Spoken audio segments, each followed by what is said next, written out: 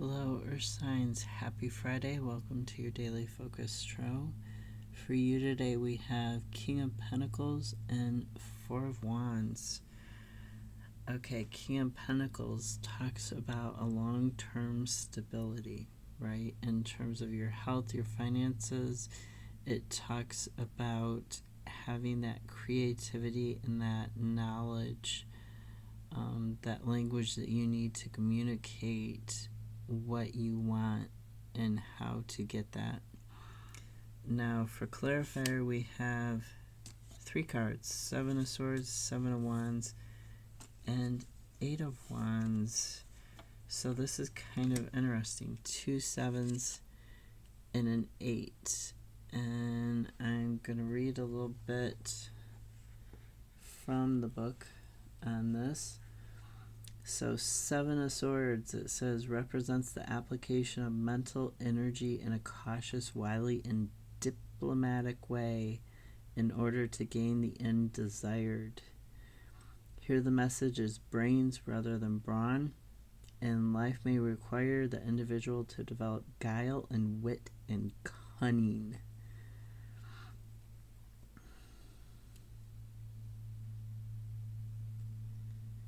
There is something slightly questionable about the 7 of Swords, even if the goal is apparently a good or justified one, and this raises the problem of the essential amorality of the mind. Uncontaminated by feeling values, the intellect can be cold and manipulative, and the end can justify the means, even when that end is a noble one. But this card suggests that life may require us to develop such attributes even if our natures dislike such obvious cunning, in order to achieve a goal. Tact, deliberate charm, and even subterfuge may be necessary. And this leaves us with an uncomfortable feeling if we are at all ethical in our dealings with others. Well, yes, and a king should be ethical. A king needs to be ethical. So there's something that's maybe, a little shady going on here with this 7 of Swords in terms of building this long-term stability with your health or with your career or finances. And 7 of Wands, this talks about, let me read the little bit at the beginning. So this is mythology. The card, this is Mythic tarot. The card of the 7 of Wands portrays Jason's battle with King Aedes of Colchis, which he must win in order to bring the fleece back to Iolcos. Jason, holding 2 flaming wands, struggles with the king. Okay, so that's Jason and the king. Gotcha, and another king in the background. Struggles with the king, who is dressed in a flame-colored robe and holds a flaming wand. 2 of Jason's hero companions, Heracles and Theseus, battle with 2 of the king's armored warriors that have sprung from the dragon's teeth. The 2 heroes and the 2 Colchian warriors all bear flaming wands. So that's the flame, the creativity, the growth, the light, the expansion. Here is being used as a weapon against the king. So with that cunning from the 7 of Swords and needing diplomacy, this particular 7 is talking about how creativity could be used against you. It says the 7 of Wands portrays a struggle, but here it is an evenly matched contest of men against men.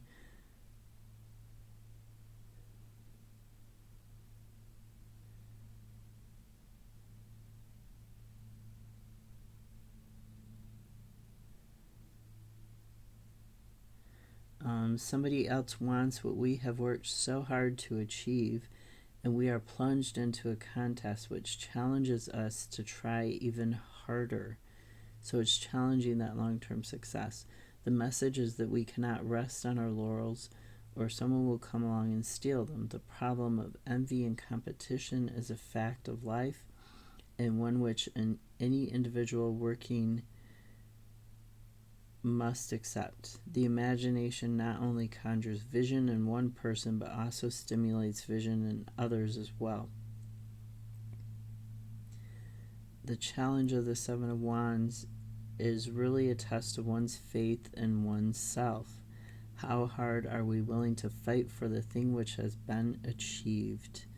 So how hard are you willing to fight for your long-term stability and success in terms of your health, your career, your possessions? Eight of Wands.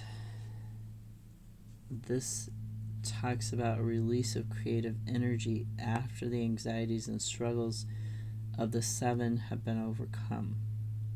Conflict stimulates the imagination, and if we have been able to face it and see it through, there is often a period of smooth sailing where our plans proceed toward the goal at a rapid rate, and there is a feeling of buoyancy and confidence.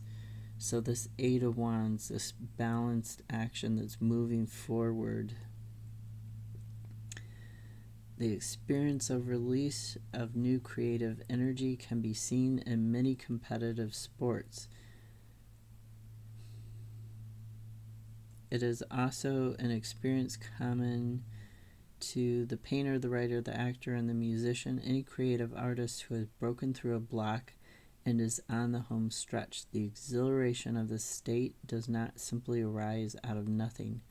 It must be paid for by meeting the challenge of competition and self-doubt, out of which we rise with renewed energy.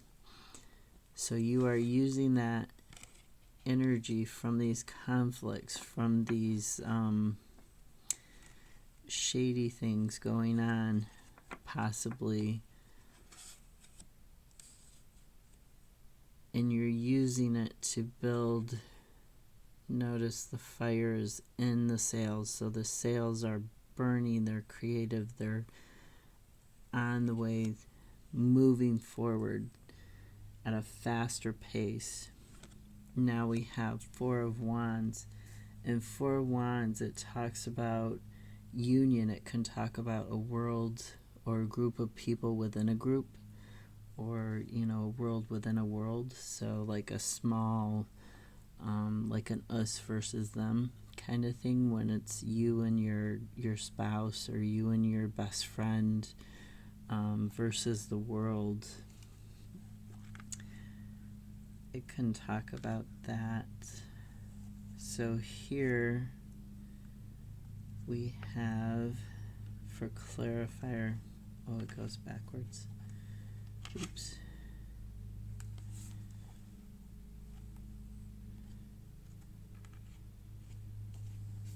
No, it doesn't. Sorry about that. So we have King and Queen of Wands, and I did shuffle this, so it's very odd that they both fell out together, and they fell out with the Ace of Swords. So the King and Queen of Wands, they're both talking about strength. They're talking about transformation on a very deep core level. So this union, this happy homecoming, this it could be you against somebody else, or it could be you and somebody else against the world. It's that feeling of we're in our own little space, the Four of Wands here, and we can take care of ourselves. I'll read to you about the Queen of Wands. Stable, vivifying, loyal dimension of the element of fire, which warms and heartens as it inspires. This is embodied in the mythic figure of Queen Penelope, the wife of the famous wandering hero Odysseus of Ithaca. At her birth, she had been flung into the sea at her father Icarus's order. Icarius's order, for he had hoped for a male child, but a flock of purple-striped ducks buoyed her up, fed her, and towed her ashore. Impressed by his prodigy, Icarius relented, aware that his young daughter must possess some special destiny.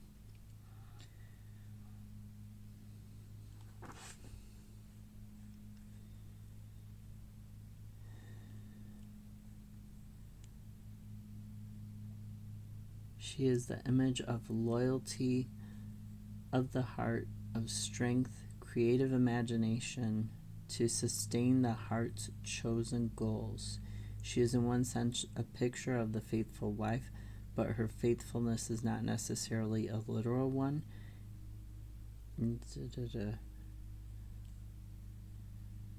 Her loyalty springs from a much deeper level.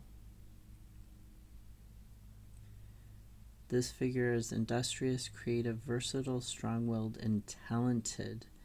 We might expect from any of the representatives of the suit of wands, but she is also self-contained and stable, for her fire is banked and becomes the warmth of the hearth fire, a center to which many are attracted. This is all about strength and transformation. It is about that creativity, that growth that you want to achieve with this homecoming, with being part of this union, part of this world where it's just you, or it's just you and another person against something else or opposed to something else. So the King of Wands, it says that he symbolizes the creative imagination embodied in the mythic figure.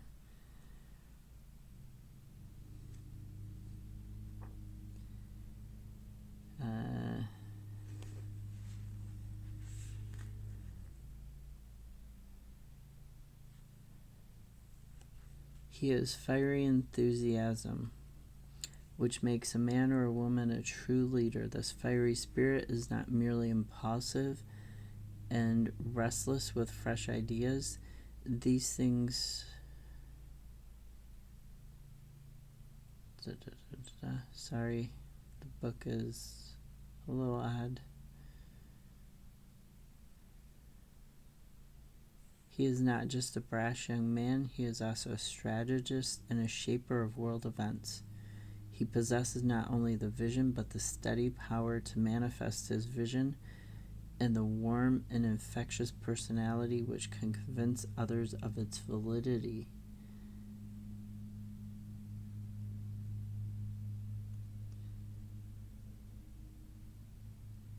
So this is all about new ideas, new life, that creativity that you're burning to have. This couple are all about growth. They're about the strength that they have within to transform the world, to bring about this union. And then let me find Ace of Swords.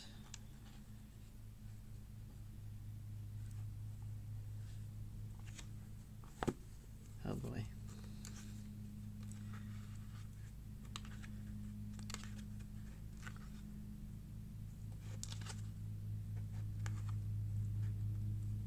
This is not such a quick reading. Sorry about that.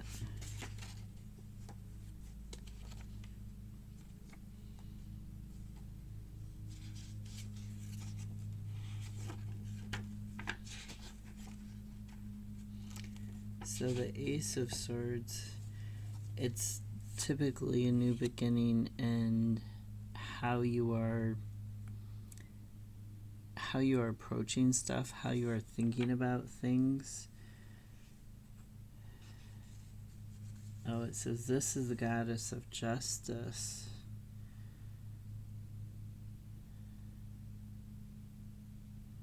Her sword cuts both ways, for it is passionate and even. Rigid adherence to a principle which inaugurates the conflict.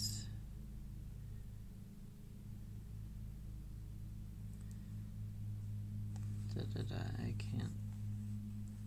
Sorry, I'm having a little trouble with this book.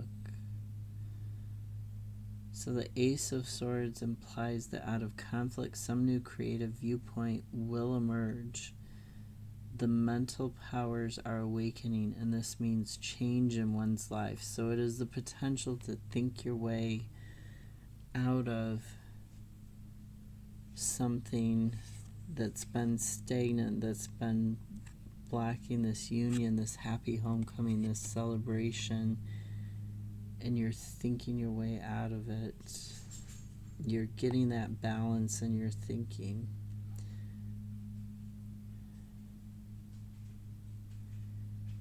And you're gonna have a resolution because you've got the creativity, you've got the strength, you've got the vision of those two, the King and Queen of Wands.